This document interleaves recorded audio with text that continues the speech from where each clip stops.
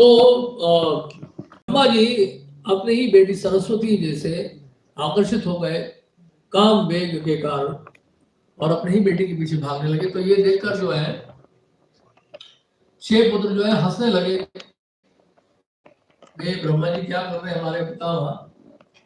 और इस कारण से उन 6 पुत्रों को असुर में प्रवेश करना पड़ा। ये 6 पुत्र जो है कालनेमि के पुत्र बने और कालनेमि के पुत्र बनने के कारण जो है अब क्या था कि इनके दादा थे हिरण्यकशिपु। हिरण्यकशिपु से बड़ी प्रेरणा मिली और प्रेरणा क्या मिली कि हम भी तपस्या करेंगे। हिरण्यकशिपु ने घोर तपस्या की है, बहुत सारे वरदान उनको मिले हैं, तो हम भी तपस्या करेंगे खूब। तो कालनेमि के जो 6 पुत्र थे उन्होंने बड़ी घोर तपस्या की और तपस्या करने के बाद फिर क्या हुआ, ब्रह्मा जी ने दर्शन दिया और उसी तरह का वरदान इन्होंने ही मांगना चाहा। इन 6 पुत्रों ने क्या वरदान मांगना चाहा, ना किसी देवता से, ना किसी यक्ष से, ना चारण से, ना किसी गंधर्व से, ना किसी मनुष्य से, ना किसी ऋषि मुनि से हमारे गए, हमें ऐसा वरदान दीजिए। ब्रह्मा जी ने कहा तथास्तु। तो ब्रह्मा जी ने वरदान दे दिया। अब हिरण्यकशिपु को पता चल गया कि इन्होंने इस प्रकार तपस्या करके ब्रह्मा जी से वरदान मांग लिया है और उन्होंने कहा कि वरदान मांगना तो मुझसे मांगना, ये ब्रह्मा जी के पास क्यों है, ये तो बहुत बड़ा अपमान है मेरे लिए। नहीं, तो हिरण्यकशिपु ने क्या किया, इन 6 पुत्रों को शाप दे दिया कि तुम्हारा ये पिता कालनेमि तुम्हारे मामा के रूप में जन्म लेगा और तुम माता देवकी के घर से प्रकट होंगे, 6 के 6 पुत्र, और तुम अपने ही मामा के द्वारा एक एक करके मारे जाओ। तो ये इतिहास है इन 6 पुत्रों का। तो एक एक करके फिर कंस ने जो है मारा और नारद जी ने भी सुझाव दिया कोई भी संतान 8वीं संतान हो सकती है। कि नारद जी भगवान कृष्ण की लीला को बहुत जल्द ही जल्द देखना चाहते थे, उनकी उत्कंठा थी, लालसा थी कि कब भगवान कृष्ण अपनी लीलाओं को प्रकट करेंगे पृथ्वी में। और इस कारण से उस लीला को एक्सेलरेट करने के लिए, उसका स्पीड बढ़ाने के लिए उन्होंने कहा कि कोई भी संतान 8वीं संतान हो सकती है। तो कंस ने क्या किया, एक एक करके सभी संतानों को मारना शुरू कर दिया। और उसके बाद हम जानते हैं फिर क्या हुआ। उसके बाद संकर्षण, भगवान संकर्षण प्रकट हुए माता देवकी के गर्भ से और उसके बाद उसी समय योगमाया ने उनको माता रोहिणी के घर में स्थानांतरित कर दिया। और इसके उपरांत फिर हम ये भी जानते हैं कि भगवान ने फिर योगमाया को आदेश दिया कि बहुत जल्दी ही मैं भी प्रकट होने वाला हूं और आप जाइए, आपको भी माता यशोदा के घर। तो इस तरह से योगमाया जो है वहां जन्म लेने के लिए चले गए, कहां पर, गोकुल में। और इसी तरह यहाँ पर भगवान कृष्ण ने फिर वसुदेव जी को आज्ञा दी कि आप ऐसा करें, मुझे गोकुल लेकर जाए और वहां जाकर एक कन्या का भी जन्म हुआ होगा, उनको वहां से ले आए। तो वसुदेव जी जो है इस तरह से कृष्ण को लेकर मथुरा से गोकुल चले गए और अर्धरात्रि में कृष्ण को वहां रखकर उस कन्या को वहां से उठाया और वापस यहाँ हो गया। तो जंजीरों से जकड़े हुए थे, लेकिन योग माया के प्रभाव से जंजीरें सारी खुल गई थी वसुदेव जी। अब वापस जब आ गए तो सारी जंजीरें बंद गई। एक कन्या का जन्म हुआ है। अब इस कन्या को मारने के लिए जब आए तो और कन्या को उठाया और चट्टान से, शिला से उसको शिला के ऊपर फेंकने लगे कि जैसे शिला के ऊपर फेंकेंगे तो ये संतान जो है तुरंत ही मर जाएगी। लेकिन क्या हुआ, 8 भुजा धारण करके, अष्टभुजा धारण करके दुर्गा जी प्रकट हो गई। दुर्गा जी कहने लगी कि तुम जिस पर ध्यान लगा रहे हो, जिसका तुम चिंतन कर रहे हो इतनी देर से, कई समय से, वो संतान तो कहीं और जन्म ले चुकी है, तुम मूर्ख हो, तो मुझे क्या मारोगे।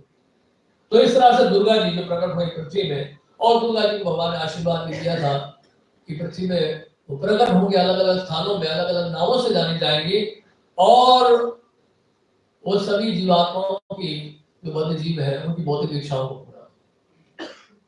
तो इस तरह यहाँ पर हम देख रहे हैं कि वसुदेव की जो है शोकनाथ, क्योंकि एक एक करके सारे संतानों की हत्या कर दी कंस ने। और नंद महाराज भी आए हैं उस शोक में भाग लेने के लिए और ये कह रहे हैं, हाय राजा कंस ने देवकी से उत्पन्न तुम्हारे अनेक बालकों को मारा, और तुम्हारी संतानों में से सबसे छोटी कन्या स्वर्गलोक को चली गई। तो ये शोक प्रकट करना जो है ये स्वाभाविक होता है, और ये जो शोक है ये साधारण शोक नहीं, ये भौतिक जगत का शोक नहीं, क्योंकि ये भगवान कृष्ण की लीला का एक भाग है। और यहाँ पर सब कुछ योग माया के प्रभाव से हो रहा है। नंद महाराज सोच रहे हैं कृष्ण मेरा पुत्र है, वसुदेव जी सोच रहे हैं मेरा पुत्र है, वात्सल्य प्रेम प्रकट कर रहे हैं। और वात्सल्य प्रेम और ज्यादा प्रबल हो जाता है जब इस प्रकार की घटनाएं होती है। प्रत्येक रस में नाना प्रकार के व्यभिचारी भाव होते हैं, जैसे कि श्री रूप गोस्वामी ने भक्ति रसाम सुंदर में वर्णन किया है इन व्यभिचारी भावों के बारे में। 33 प्रकार के व्यभिचारी भाव, इनको संचारी भाव भी कहा जाता है, और उसके बारे में कल भी चर्चा हुई थोड़ी बहुत कथा में। तो व्यभिचारी भाव या संचारी भाव 33 प्रकार के होते हैं, और उसमें से एक जो संचारी भाव उसको कहते हैं विषाद। विषाद का मतलब होता है शोक भी। विषाद यानी कि जिस तरह से आनंद महाराज ने शोक प्रकट किया। अब भगवद गीता का पहला अध्याय है अर्जुन विषाद योग। पहला अध्याय क्या है? अर्जुन विषाद योग। अर्जुन को भी भगवान ने जो है योग माया के प्रभाव में डाला था, और अर्जुन जो है उसी तरह प्रश्न कर रहे थे जिस तरह से हम प्रश्न करते हैं, एक बद्ध जीव प्रश्न करता है। लेकिन बद्ध जीव का जो विषाद है, बद्ध जीव का जो शोक है, वो योग माया के प्रभाव से नहीं, वो महामाया के प्रभाव से। जैसे भगवान कृष्ण गीता में क्या कह रहे हैं? ब्रह्मभूत प्रसन्नात्मा न शोचति न कांक्षति। तो ब्रह्म उस स्थिति में होता है, वो शोक नहीं करता है, वो कभी आतुर नहीं होता है। समस्त सर्वेषु भूतेषु मद भक्ति लभते। और यही बात श्रीपाद माधवेंद्रपुरी अंतिम समय में थे और राधा रानी के भावों को व्यक्त कर रहे थे, और यही बता रहे थे कि हे मथुरा नाथ, कब आपके दर्शन प्राप्त होंगे, कब वापस आएंगे आप वृंदावन। श्रीपाद माधवेंद्रपुरी इस तरह से भाव व्यक्त कर रहे हैं अंतिम समय में, जीवन के अंतिम समय। और उनका शिष्य रामचंद्रपुरी वहां पहुंच गया और कहा गुरुदेव आप रो रहे, आप शोक कर रहे, आपको तो ब्रह्म पर ध्यान लगाना चाहिए। उनके कहने का मतलब यह था कि जो ब्रह्मभूत स्थिति में वो शोक करता है, ब्रह्मभूत प्रसन्नात्मा न शोचति न कांक्षति, लेकिन आप तो शोक कर रहे हैं। What is this? तो गुरुदेव ने श्रीपाद माधवेंद्रपुरी ने क्या बोला? Get out you sinful rascal, दोस्त तुम यहाँ से चले जाओ। I don't want to see your face, मैं तुम्हारा मुंह ही देखना चाहता हूँ। तुम्हें देखकर कहीं मैंने शरीर छोड़ दिया तो मुझे सदगति नहीं मिलेगी, गेट आउट। तो श्रीपाद माधवेंद्रपुरी ने रामचंद्रपुरी को रिजेक्ट कर दिया। और कहने का मतलब रामचंद्रपुरी नहीं समझ पाए अपने गुरुदेव के शोक के भाव को, यानी वो किस लिए शोक कर रहे हैं, इसलिए शोक मग्न कर रहे हैं। रामचंद्रपुरी नहीं समझ पा रहे थे, क्योंकि रामचंद्रपुरी एक मायाबद्ध जीव को रिप्रेजेंट कर रहे हैं और ऐसा दिखा रहे हैं कि वो पूरे माया के प्रभाव में है, और इस तरह से नहीं समझ पाए अपने गुरुदेव के भाव। तो इस तरह से क्या है, भगवान कृष्ण की लीलाओं को समझना भी बड़ा मुश्किल है जब तक हम महामाया के प्रभाव में, और जब योग माया के प्रभाव में आएंगे तब इन लीलाओं को समझने का प्रभाव जो है हम लोग प्रयास कर पाएंगे। तो बड़ा मुश्किल है। हमें ऐसा लगेगा कि नंद महाराज एक साधारण व्यक्ति की तरह और वसुदेव की साधारण व्यक्ति की तरह यहाँ शोक कर रहे हैं अपने बच्चों की हत्या के लिए। जैसे कि महाभारत का एक प्रसंग, पिछली बार मैंने बताया था बात कि महाभारत का प्रसंग क्या है। उन्होंने कहा कि अभिमन्यु को मारा गया, अत्याचार किया गया, बड़े बड़े योद्धाओं ने मिलकर उनको मारा। और प्रभुपाद से पूछा था किसी एक व्यक्ति ने कि भगवान गीता में कहते हैं मात्रास पश्चात तो कौन दिया सितोषण सुख दुखदा आगाव पायनो नित्यस्ताम प्रतीक्ष से भारत। सुख दुख लाभ हानि सत्य और गति के समान है अर्जुन, इसको सहन करना सीखो। लेकिन ये क्या आप देख रहे थे, कृष्ण भी रो दिए और माता उत्तरा भी रो रही थी, अर्जुन भी रो रहे थे, सभी पांडव रो रहे थे, महाराज युधिष्ठिर भी रो रहे थे। ये क्या बात, सब शोक मना रहे थे। प्रभुपाद ने कहा बहुत सही बात बोली आपने, ऐसी परिस्थिति में स्वाभाविक है रोएंगे, हंसेंगे थोड़ा। लेकिन सबसे बड़ी बात क्या है कि अर्जुन ने युद्ध करना बंद नहीं किया। शोक ना करने का मतलब ये है कि कृष्ण की सेवा किसी भी परिस्थिति में बंद नहीं होती। और तो कहने का अर्थ यह है कि योग माया का जब प्रभाव होता है तो इस प्रकार भगवान कृष्ण की लीलाओं में जब वात्सल्य रस में हम इस प्रकार के भाव देखते हैं, इसको व्यभिचारी भाव कहते हैं। ये वात्सल्य रस को और ज्यादा वात्सल्य रस की और वृद्धि करता है। जैसा माता जी हमेशा चिंता करती है, वो चिंता करने के कारण कृष्ण और वात्सल्य प्रेम बढ़ता है। उसके चिंता करने होगा यार वापस नहीं आया है, आज तक किसी को सुनाने का प्रयास किया होगा, इस बात को सुनाने का प्रयास किया होगा। अभी दूसरा उसके बाद जो है शक्तासुर आया था, उसके बाद तृणावर्त आया था, तो अकेले तो कहीं नहीं भेजा जा सकता है। तो बहुत चिंता कर रही है माता यशोदा। और यहाँ तक कि जब दही मथ रही है तो हम क्या कर रही है, कृष्ण की लीलाओं का गुणगान कर रही है। और ये लीला गुणगान में, लीला कीर्तन में ये क्या कर रही है, कह रही है कि किस तरह से कृष्ण ने जो है असुरों को मारा, राक्षसों को मारा। तो ये सब चिंता का लक्षण है। और इस चिंता के कारण जो है वात्सल्य प्रेम और बढ़ता जा रहा है, और बढ़ता जा रहा है। एंजाइटी इसको, तो एंजाइटी, चिंता करना भी ये भी एक व्यभिचारी भाव। और विषाद यहाँ पर जो शोक है ये भी एक व्यभिचारी भाव है। जिस तरह से कालिया दमन लीला में हम देखते हैं, कालिया दमन लीला में कालिया का दमन करने जब लगे थे और कदम वृक्ष के ऊपर से नीचे कूदे थे यमुना जी के भीतर, और नीचे यमुना जी के नीचे चले गए थे, और वहां पर कालिया के साथ युद्ध था और कालियों के कालिया के परों के साथ खेल रहे थे। और ये कहां से आगे बढ़े तब बहुत सारे उल्लास हो ना करते ना हमारा सभी देवता का कौन है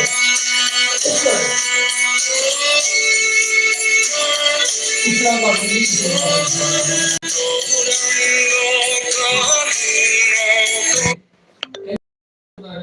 लीला को और ज्यादा हम लोग उसका आस्वादन कर सकें तो मेरा बैकग्राउंड म्यूजिक बहुत जरूरी है।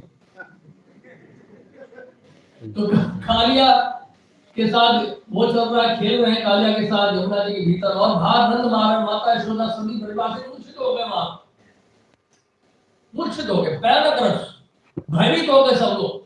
वात्सल्य प्रेम का और बढ़ गया इसलिए आनंदम बुद्धिवर्धनम प्रतिपदम प्रणामता स्वागत। तो आनंद की वृद्धि होती रहती है और प्रेम जो कृष्ण के लिए दिन प्रतिदिन बढ़ता रहता है, हर क्षण बढ़ता रहता है। प्रतिक्षण आस्वादन लोलुपस्य, जैसे विश्वनाथ की ठाकुर कहते हैं, प्रतिक्षण लोलुपता बनी रहती है गुरुदेव में। वो राधा माधव के नाम रूप गुण लीला का आस्वादन करते रहते हैं।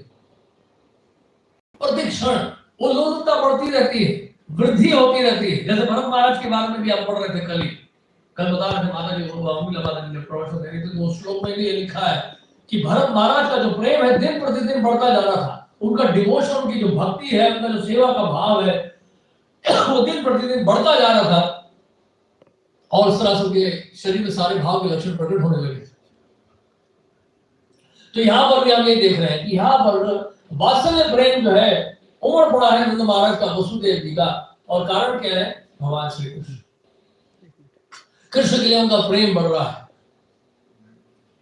तो इस प्रकार ये व्यभिचारी भाव। लेकिन जो विषाद योग अध्याय है भगवद गीता का पहला अध्याय, जिसमें अर्जुन विषाद प्रकट कर रहे हैं और हमें रिप्रेजेंट कर रहे हैं, वहां पे मायावादी जीव जब विषाद प्रकट करता है, विषाद होता है या शोक प्रकट करता है, सांसारिक शोक जब प्रकट करता है, तो उसमें तो पूरा माया का प्रभाव होता है।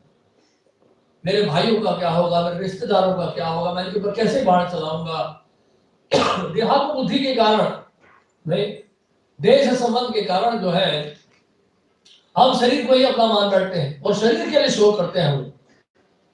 हम किसके लिए शोक करते हैं, शरीर के लिए शोक करते हैं। और भगवान गीता में क्या बोल रहे हैं, देहिनोस्मिन् यथा देहे कौमारं यौवनं जरा तथा देहांतर प्राप्ति धीर तत्र न मुह्यते।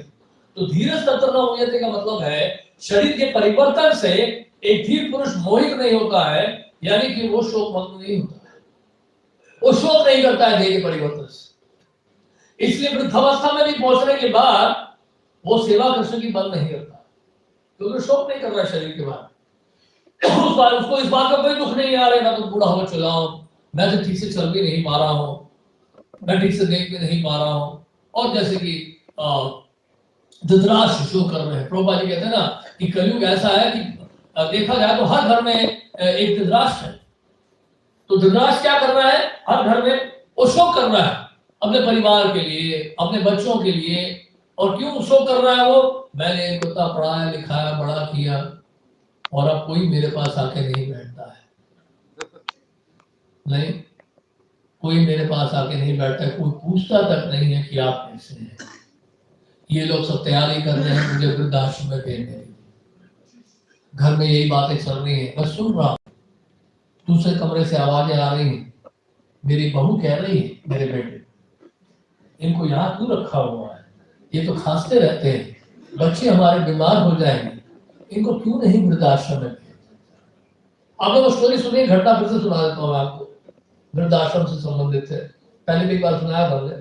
तो घटना इस प्रकार से है कि एक परिवार में क्या हुआ, एक बेटे ने, लड़के ने अपनी माँ को वृद्धाश्रम में भेज दिया कि आप यहाँ आराम से रहिए, आपको यहाँ पे अच्छी संगति मिलेगी, क्योंकि बाकी सभी लोग वृद्ध हैं, आप भी वृद्ध हैं, तो तालमेल बना है, हमारे साथ आपका तालमेल नहीं बना, और वहां किसी प्रकार की आपको दिक्कत नहीं होगी, हर प्रकार की व्यवस्था मैंने कर दी है, वहां आप आराम से रहिए।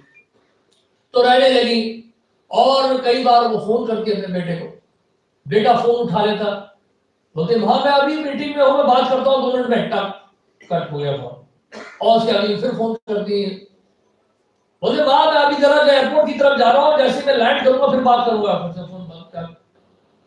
इस तरह से कई बार उनकी माँ कोशिश करती है उनसे बात करने के लिए, बेटा हर बार फोन काट देता है, वो वास्तव में बात नहीं करना चाहता।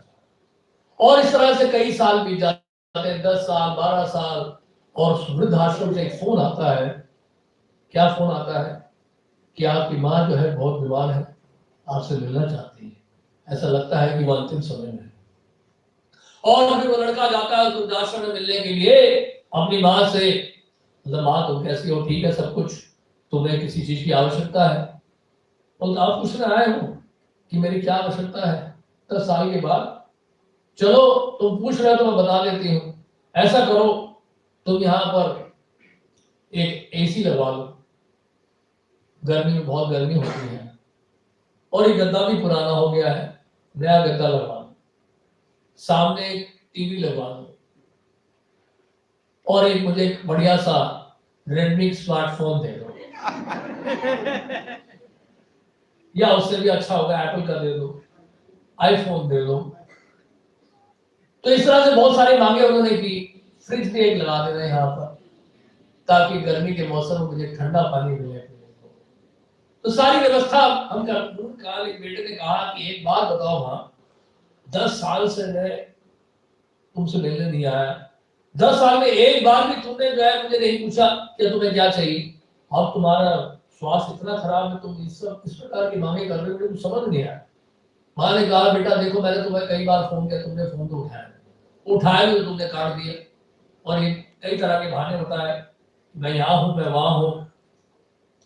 तो उसके बाद फिर तो माँ ने कहा तुम जानना चाहते हो कि मैं सब क्यों चाहती हूँ? हाँ बेटे ने कहा बताइए बताइए। माँ ने कहा मैं देख रही हूँ कि तुम भी वृद्ध हो चुके हैं, क्योंकि माँ की उम्र लगभग 90 साल की हो चुकी थी, और लड़का भी जो है समझ लीजिए होगा 60-70 के बीच में होगा, नहीं? तो मैं देख रही हूँ कि तुम भी अब वृद्ध हो रहे हो, और तुम्हारे लड़के भी बड़े हो चुके हैं, हो सकता है कि तुम्हें बहुत जल्दी ही यहाँ पर आना पड़े, और मैं तो कुछ समय के बाद स्थान खाली करने वाला, और हो सकता है कि तुम्हें यहाँ पर आना पड़े, इसलिए मैं नहीं चाहती कि तुम यहाँ पर आओ तो तुम्हें किसी प्रकार की दिक्कत हो। तो इस तरह से लोग शोक बना रहे, पूरा जीवन शोक में बीता जा रहा है। लेकिन जो कृष्ण का भक्त होता है, जो वैष्णव बन जाता है कोई अगर, वो कभी शोक नहीं करता है, वो वृद्धावस्था में भी आनंद लेता है। किसका आनंद लेता है? हरिनाम नाम में जिसकी रुचि हो जाती है, भगवान कृष्ण की लीलाओं में जिसका आकर्षण हो जाता है, वो वृद्धावस्था में कभी भी शोक नहीं करता। वो शोक करता है तो किसके लिए करता है? उन भक्तों के लिए करता है जो अभी गंभीर नहीं हो रहे भक्ति में। वो समाज में उन लोगों के लिए चिंता करता है जो कृष्ण भक्ति में नहीं लग रहे हैं, उनके लिए वो चिंता करता है, अपने लिए बिल्कुल भी उसको चिंता नहीं होती। वो अपने वृद्धावस्था के बारे में एक क्षण भी चिंता नहीं करता। और क्या करता है, उस वृद्धावस्था में भी दिन रात कृष्ण की सेवा में लगा रहता है, जैसे हमारे महाराज।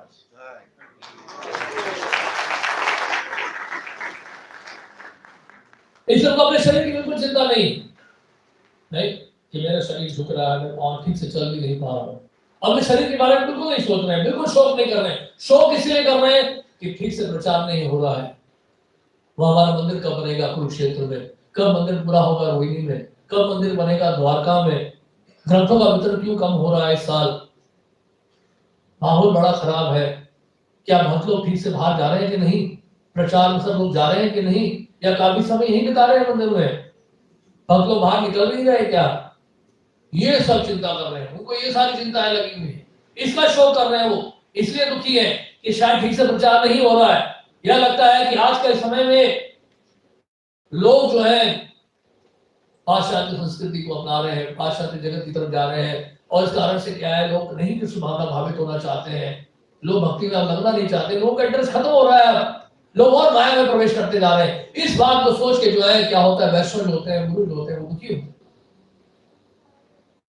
तो इस प्रकार जो है उनको सांसारिक शोक नहीं होता। जैसे श्रील प्रभुपाद जी एक बार एक समय बहुत बीमार थे, जब प्रभुपाद जी को बहुत ठंड लग रही थी, कांप रहे थे, तो उनके शिष्य ने श्रुति की थी, उन्होंने सोचा कि मैं क्या करूं, उन्होंने कंबल ओढ़ दिया प्रभुपाद जी। उन्होंने कहा कि प्रभुपाद चलिए हॉस्पिटल चलिए, मैं डॉक्टर को दिखा दूंगा। प्रभुपाद ने कहा नहीं डॉक्टर को दिखाने की जरूरत नहीं है, आप एक काम करो, काली मिर्च का पेस्ट बनाकर मेरे माथे में लगा दो। तो प्रभुपाद जी आयुर्वेदिक का भी काफी नॉलेज रखते थे, तो शिष्य ने जो है काली मिर्च का पेस्ट बना के प्रभुपाद के माथे में लगाया। सुबह लगभग 6 बजे श्रील प्रभुपाद कहते हैं चलो मॉर्निंग वॉक में, let's go for a morning walk. तो रात को प्रभुपाद कांप रहे हैं, और लेकिन सुबह कह रहे हैं क्या कह रहे हैं Prabhupada, let's go for a morning walk.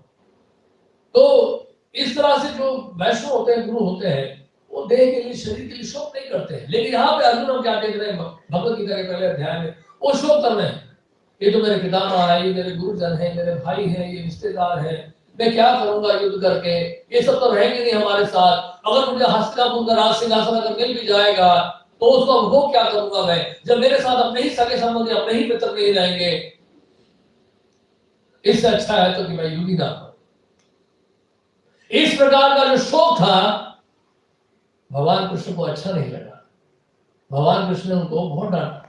अशोच्य नर्वशोचस्तम प्रज्ञावादांश भाषसे अगाधासून गदासूंचन अनुशोचन्ति Pandita. तो पंडित कहते हैं अपने आप को, तुम सोच रहे बहुत बड़े विद्वान हो, यू आर फूल नंबर 1। जिसके लिए शोक नहीं करना चाहिए उसके लिए तुम शोक कर रहे हो, और जिसके लिए शोक करना चाहिए उसके लिए तुम शोक कर नहीं रहे हो। किसके लिए शोक करना चाहिए, हम कृष्ण भावना भावित नहीं हो रहे हैं, इसके लिए शोक करना चाहिए। हमारी माला ठीक से नहीं हो रही, उसके लिए हमें शोक करना चाहिए। नए साल में हमें सोचना चाहिए पिछले वर्ष ये सब नहीं हुआ, हमने बहुत सारे नाम अपराध किए हैं, बहुत सारी सेवा अपराध किए हैं, बहुत सारे वैष्णव अपराध हमने किए हैं। हम प्रातःकाल उठ नहीं पाते हैं, ग्रंथों को पढ़ नहीं पाते हैं, भक्तों से ठीक व्यवहार नहीं कर पाते हैं, वैष्णव की सेवा नहीं कर पाते हैं, अतिथियों का ठीक से स्वागत नहीं कर पाते हैं। हम एक दूसरे की निंदा करते हैं, दूसरों की बुराई करते हैं, दूसरों की निंदा चुगली कर रहे हैं। पिछले साल हम लोग पूरे वर्ष हमने ऐसे ही बिता दिया। यह है शोक करने वाली बात। अगर हम लीला को स्मरण नहीं कर सकते तो कम से कम इस तरह का स्मरण कर सकते हैं। नहीं, लीला स्मरण नहीं हो रहा है हमें, यह भी एक शोक है। लेकिन लीला स्मरण नहीं हो रहा है, ये तो रूप गोस्वामी बाजी स्मरण शोक कर रहे थे। रूप गोस्वामी, श्री रूप गोस्वामी लीला स्मरण क्या कर रहे हैं कि राधा रानी जो है वो फूल चुन रही है और टहनी पकड़ना चाह रही ताकि फूल को निकाल सके कृष्ण की सेवा में, और नहीं कर पा रही है। तो कृष्ण क्या है, पीछे से पेड़ से छुपके ऊपर चढ़ जाते हैं और टहनी को नीचे कर देते हैं। राधा रानी को पकड़ने के लिए जो है हाथ बढ़ाती है और टहनी तक पहुंच जाती है, और जब टहनी तक पहुंच जाती है, दोनों हाथ उनका पहुंच जाता है राधा रानी का, तो कृष्ण क्या करते हैं, टहनी को छोड़ देते हैं, राधा रानी भूले लग जाती है टहनी में। तो ये देखकर श्री रूप गोस्वामी जब के समय लीला स्मरण हो रहा है, और रूप गोस्वामी पाद जी जो है वो हंसने लगे। सामने से एक वैष्णव आ गए, तो सामने से वैष्णव आ गए, ये क्या, मैं तो इनसे मिलने के लिए आया था, परामर्श करने के लिए आया था, मेरे बहुत सारे प्रश्न थे इनसे, लेकिन ये क्या, मुझे देखकर ये हंस रहे। और वो वैष्णव जो है देखने में कुरूप से लगते थे और उनको बड़ा दुख हुआ। तो उसी समय रूप श्री रूप गोस्वामी लीला स्मृति बंद हो। सनातन गोस्वामी ने कहा कि क्यों आप बहुत दुखी हैं, वो कह रहे हैं लीला स्मृति नहीं है। तो ये दुख था श्री रूप गोस्वामी का कि उनको लीला स्फूर्ति नहीं हो रही। श्रील प्रभुपाद जी का क्या दुख है, क्या शोक लानत है कि जो मंदिर हमारा जो है इतनी सारी समस्याओं का सामना कर रहा है, ये मिस्टर एन जो है बड़ा तंग कर रहे हैं, उन्होंने हमें धोखा दिया है, कागजात हमारे दे नहीं रहे प्रॉपर्टी के, हमसे धन ले लिया है, हमें धोखा दे रहा है व्यक्ति। तो ये सब प्रभुपाद जी सोच के शोक कर रहे हैं, कृष्ण की सेवा के लिए शोक कर रहे हैं। तो आध्यात्मिक जगत में भी ये सारी बातें होती है, सारे भाव होते हैं, जैसे व्यभिचारी भाव यहाँ बताया गया है, शोक करना, चिंता करना, क्रोधित होना, ये सब होता है वहां पे भी आध्यात्मिक जगत में, लेकिन सब जो है वो कृष्ण के लिए होता है। इसलिए हमें भी शोक करना चाहिए। ग्रंथों का वितरण क्यों नहीं होगा, हम बाहर क्यों नहीं जा पाते, हमारा मन कृष्ण में क्यों नहीं लग रहा है, ये क्यों जो है। बहुत एक किताब लिखी थी किसी ने, उस किताब का नाम था क्यों, क्या नाम था उस किताब का नाम, क्यों। तिलक क्यों लगाते हैं, तिलक क्यों लगाते हैं, दंडवत क्यों करते हैं, गुरु को धारण क्यों करना चाहिए, मंदिर क्यों जाना चाहिए, उस किताब का नाम था क्यों। तो इस तरह से ये यहाँ पर शोक किया जा सकता है कि क्यों हम आगे नहीं बढ़ रहे हैं, क्यों हमारा हृदय निर्मल नहीं हो रहा है, क्यों हम अनर्थों से अभी भी जूझे हुए हैं, और क्यों हमारा मन जो है कृष्ण के चरणों में नहीं लग रहा है, क्यों, वाई। ये हमारे लिए होना चाहिए प्रश्न चिन्ह 2020 की शुरुआत में। नहीं तो फिर वही हो रहा है जो हो रहा है, यानी कि जैसे गीता का सारे लोग बोलते हैं, जो हो रहा है अच्छा हो रहा है, कल किसने देखा, कोई शोक करने की आवश्यकता नहीं, कोई शोक करने की आवश्यकता नहीं है। जो हो रहा है अच्छा हो रहा है, पहले भी माया में थे, अभी माया में हो, आगे भी माया में रहोगे, शोक करने की आवश्यकता नहीं है। पिछले साल भी खाया था आपने, पिछले साल भी पेट साफ किया था, इस साल भी वही करो। पिछले साल दांत साफ किया था, इस साल भी दांत साफ करो। पिछले साल भी सांस ले रहे थे, इस साल भी सांस ले रहे नहीं। और पिछले जन्म में शरीर छोड़ता, इस जन्म में भी शरीर छोड़ो। और कुछ जन्मों पहले तुम नर्क में थे और अभी की तैयारी कर रहे हो नर्क जाने की। तो नया क्या हो, नया साल क्या हो, नए साल में हमने क्या ऐसा हम करना चाह रहे हैं जिसको हम कह रहे हैं, जिसके आने पर हम एक दूसरे को ग्रीट कर रहे हैं हैप्पी न्यू ईयर। इसमें किस प्रकार की हैप्पीनेस है, किस प्रकार की खुशी है। नहीं, जो बचपन से जो करते आए हैं वही करते आ रहे हैं। जब पुराना कपड़ा होता है तो उसको हम लोग फेंक देते हैं, फट जाता है उसको फेंक देते हैं। नहीं तो न्यू तो जब हैप्पी तो तब होगा जब आपको नया वस्त्र मिले, नए कपड़े मिले और नया स्वेटर मिले, नया जैकेट में, तभी आप खुश होते हैं। लेकिन अगर आज सारी क्रिया अगर वही रहेंगी जो हम करते आए हैं, तो फिर नया साल क्या हो, नया साल कुछ भी नहीं। नया साल का मतलब है कि हम अपराधों से बचना है। नया साल का मतलब है कि किसी तरह के वैश्व अपराध नहीं कर रहे, कोई नाम अपराध नहीं करना, कोई सेवा अपराध नहीं करना, अधिक से अधिक हमें सेवा करनी है, गुरु के चरणों में, वैष्णव के चरणों में अपनी श्रद्धा को बढ़ाना है, माया के प्रभाव से बचना है। ये सब जो है हमारी चिंता होनी चाहिए, इसका हमें शोक करना चाहिए। ये हो नहीं रहा है। हर बार हम संकल्प लेते हैं, हर वर्ष लेते हैं संकल्प, अब से हम ठीक भक्ति करेंगे, ठीक से भक्तों का संग करेंगे, कोई अपराध नहीं करेंगे, खूब प्रचार करेंगे, खूब सेवा करेंगे, नहीं। लेकिन फिर घुमा फिरा के वहीं पहुंच जाते हैं। रेजोल्यूशन हमारा डेजोल्यूशन में बीत जाता है। रेजोल्यूशन जो है वो डेजोल्यूशन की तरफ बढ़ता है और हम लोग कुछ नहीं कर पाते हैं। तो यहाँ पर नंद महाराज जिस तरह से शो कर रहे हैं, उसी तरह से हमें शो करना है। जैसे नरोत्तम दास ठाकुर ने भी शो किया। नरोत्तम दास ठाकुर, श्री श्यामानंद प्रभु और श्रीनिवास आचार्य, इन्होंने भी शो किया जब ग्रंथों की चोरी हो गई। जैसे मैं बताया था कि राजा वीर हमीर वो चोरी कर गए, उनके जो सैनिक थे वो डाकू थे, और उन्होंने क्या किया, उस खजाने की चोरी कर ली, ग्रंथों को लेके चले गए, वो बैलगाड़ी को लेके चले गए, सोचे बहुत धन है इसमें। तो नरोत्तम दास ठाकुर ने श्री जी गोस्वामी को शोक व्यक्त किया कि ग्रंथों की चोरी हो गई, हमें क्या करें, हम तलाश कर रहे हैं, अभी तक मिला नहीं। तो श्यामानंद प्रभु और श्रीनिवास आचार्य को कह रहे हैं, तो श्रीनिवास आचार्य नरोत्तम दास ठाकुर और श्यामानंद प्रभु को कह रहे हैं कि आप चलिए आगे प्रचार में, मैं यहाँ रुकता हूँ, गाँव में ढूंढता हूँ, राजा से मिलता हूँ, पता लगाते हैं। तो बहुत दुखी हो रहे हैं। और नरोत्तम दास ठाकुर जो है और जी गोस्वामी को लिख भी रहे हैं कि कितने ग्रंथों का उन्होंने वितरण किया और क्या उनकी चिंता है। और वो कह रहे हैं कि भाग्य होइले से दिन अबार जन्म लोभा करिया, अमार घाटे घाटे बाजारे बोई बिक्री कोरिया, प्रेम लाभ करिबो, हाय हाय की कोरिया भाई। बंगाली में लेटर लिखा उन्होंने, चिट्ठी बहुत बड़ी है, लेकिन उसमें ये लिख रहे हैं कि अगर हम भाग्यशाली हुए तो फिर से दोबारा हम जन्म लेंगे इस प्रेम फल को प्राप्त करने के लिए। और वो प्रेम फल कैसे प्राप्त होगा?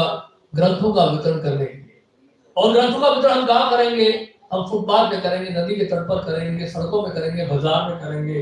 अगर ऐसा नहीं करेंगे तो ये कृष्ण प्रेम का फल हमें कैसे प्राप्त होगा?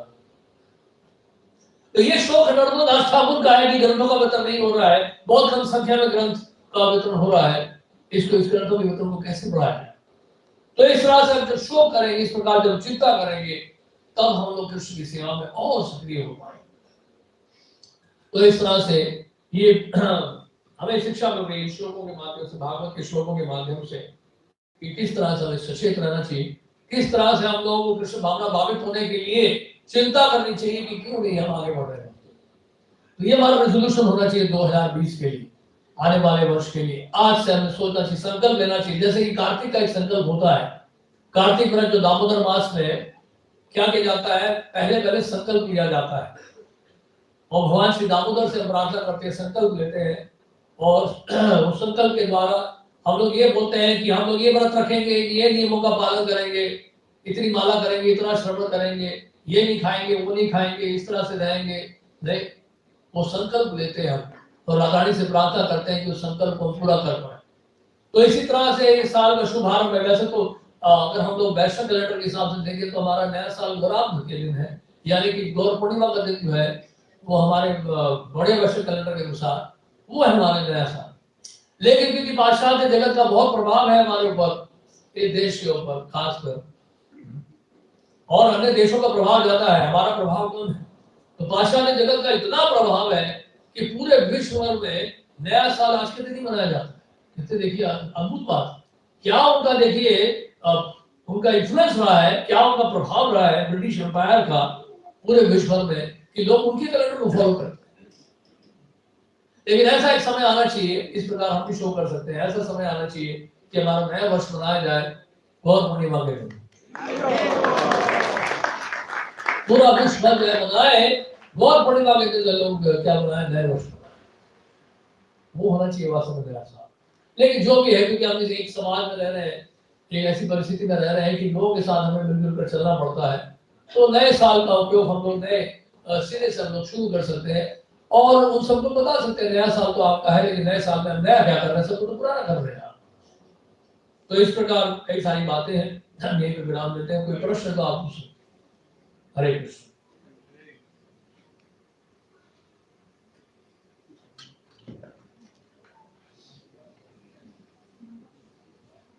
बोलिए।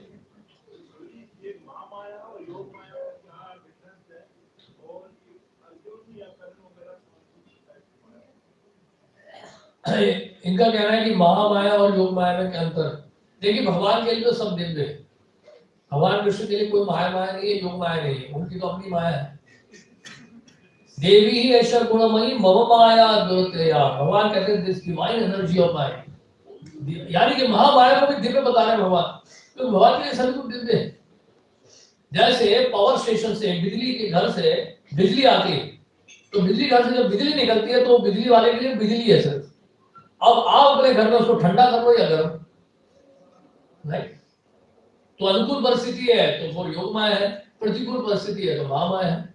यानी कि महामाया योग माया हमारे लिए, जैसे इस माया को कृष्ण की सेवा में लगाएंगे तो योग माया होगी, राइट। महामाया को कृष्ण की सेवा में लगाओ तो वो योग माया होगी। जैसे दुर्गा जी है, दुर्गा जी भगवान कृष्ण की लीला में योग माया है, भौतिक जगत के लिए महामाया है।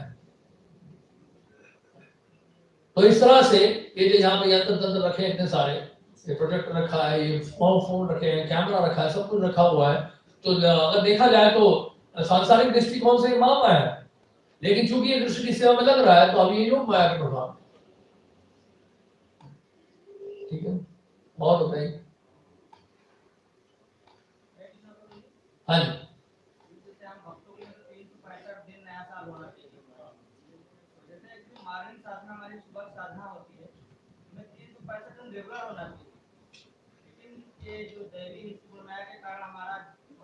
नहीं कर पाते। कार्तिक में करते हैं, एक महीना करते हैं, लेकिन फिर हम उसे छोड़ देते हैं तो हम आलस के कारण भूल जाते हैं। तो इस साल ऐसा करिए, हमने नहीं किया तो उसका मतलब ये नहीं कि कभी नहीं करेंगे, इस वर्ष करके देखिए आप। ठीक है, और बताइए, और कोई प्रश्न है? हाँ जी। हरे कृष्ण जी, बहुत धन्यवाद। विशेष करके आज नॉर्मल श्लोक श्रृंखला से हटके आपने अलग विशेष श्लोक लिया, आप सबके लिए धन्यवाद। मेरा प्रश्न यह है कि हमें शोक करना चाहिए हमारे आध्यात्मिक जीवन में जो कमियां हैं, इतने जो अनर्थ है उनको लेकर शोक भी करना चाहिए, उनको इम्प्रूव भी करना चाहिए उनमें से। तो कभी कभी हमारे अनर्थ इतने हावी हो जाते हैं कि उनमें से बहुत नेगेटिविटी आ जाती है, उस नेगेटिविटी से कैसे बचेंगे? शोक करना भी चाहिए, हमारे अंदर एक शोक है। देखिए, शोक करने का मतलब केवल शोक ही नहीं करे बैठ गया। मुझे बड़ा दुख हो रहा है कि मेरे बहुत अनर्थ है और बजा नहीं रहे अनर्थ। कितना अच्छा भक्त है नहीं? देखिए भगवान गीता में क्या करें, मांशोचारेण भक्ति योगेन सेवते, यानी कि हमेशा जो सेवा में लगे, तेषां सतत युक्तानां भजतां प्रीति। अभी से पहले मैं घटना बताई थी जहां पर प्रभुपाद ने उत्तर दिया उस व्यक्ति को कि अर्जुन ने युद्ध करना बंद नहीं किया। कहने का मतलब यह है कि हम जब शो कर रहे हैं तो उसके ऊपर फिर क्या करना चाहिए, हमें कार्य भी करना चाहिए। हमें केवल शो करके बैठेंगे तो कुछ समय के बाद वो शोक जो है फिर बहुत ही तरह पर आ जाएगा। हमें उसको एक्टिवेट सक्रिय लानी पड़ेगी, उसमें व्यवहारिक रूप में उसको ढालना पड़ेगा। जो भी हम सोच रहे हैं, संकल्प कर रहे हैं या शो कर रहे हैं कि ऐसा नहीं हो रहा है, तो अब हमारा एक्शन प्लान होना चाहिए। जैसे कि हमारे यूजीसी कॉलेज में सिखा देते हैं एक्शन लर्निंग प्रोजेक्ट। एक्शन ऐसे नहीं कि बस आप डायग्राम में देख लिया या प्रेजेंटेशन में देख लिया हो गया, नहीं। अब हमें जो है वास्तव में उसके लिए कुछ करना पड़ेगा, और करने के लिए हमें हेल्प लेने की आवश्यकता पड़े तो हेल्प लीजिए कि मैं ये सब अब करना चाहता हूँ, एक्शन पॉइंट्स। अब मैं ये सब नहीं करना चाहता हूँ तो इसके लिए मुझे क्या क्या आवश्यकता पड़ेगी। मैं प्रभुपाद की बुक्स नहीं पढ़ रहा हूँ डेली, तो मुझे इसके लिए क्या क्या करना होगा, किस किस का हेल्प लेना पड़ेगा, क्या क्या करना पड़ेगा, तो सबको हम लोग पॉइंट आउट करें, लिस्ट आउट करें, अपना सेल्फ असेसमेंट करें, आत्मान्वेषण करें, दानान्वेषण छोड़ दें, आत्मान्वेषण करें, और उसके बाद एक एक करके पॉइंट को लेकर किसी भक्त को लेकर, किसी अनुभवी भक्त को लेकर बैठे और उनसे पूछें कि आप इन सबको कैसे इंप्लीमेंट किया है, ये एक्शन प्लान। नहीं तो सोचते हैं शो कर रहा हूँ जी, मेरा जॉब ठीक से नहीं हो रहा है, मुझे सुने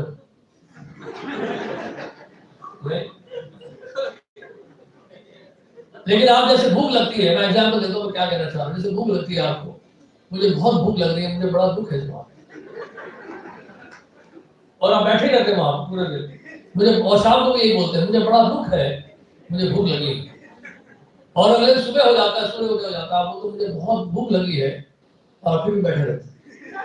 फिर अगले शाम को फिर वही बात बोल रहे हैं, मुझे बहुत भूख लगी है, फिर बैठे रहते हैं। इस तरह से पूरा साल बीत जाता, और एक दिन आप शरीर छोड़ देते। तो भूख के कारण शरीर छोड़ दिया आपने, कृष्ण भावना वाकिफ नहीं थे आप, नहीं तो तो कहने का मतलब है कि हमें एक्शन जो है लेना पड़ेगा। उसके लिए हमें लिस्ट आउट करें हमारी क्या क्या कमियां हैं, और उसको अगर ठीक करना है तो उसके लिए हमें क्या क्या करना जरूरी है, तब जाके कुछ होगा। अदरवाइज क्या पॉइंट क्या लिखने का मतलब करना क्या उसको सोच के, सच्चा नहीं सोचे तो अच्छा है। हरे कृष्ण। हाँ जी, लास्ट क्वेश्चन।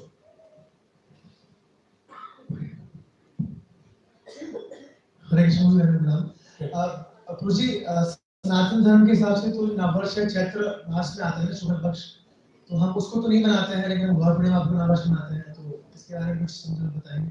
हम तो इतना ही जानते हैं कि हमें गौरा जो कि कैलेंडर के फॉलो करते हैं, हम लोग गौर पूर्णिमा के दिन हमें मनाए, हम लोग गौर पूर्णिमा के दिन मनाए, वो हमारे लिए जो है इम्पोर्टेंट है, महत्वपूर्ण है, वो नया वर्ष है हमारा।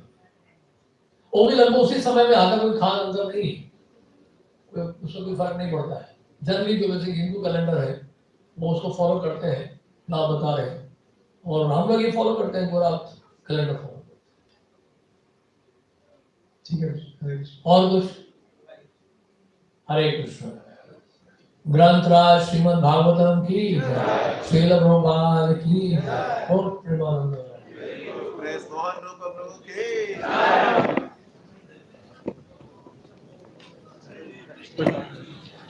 you can help off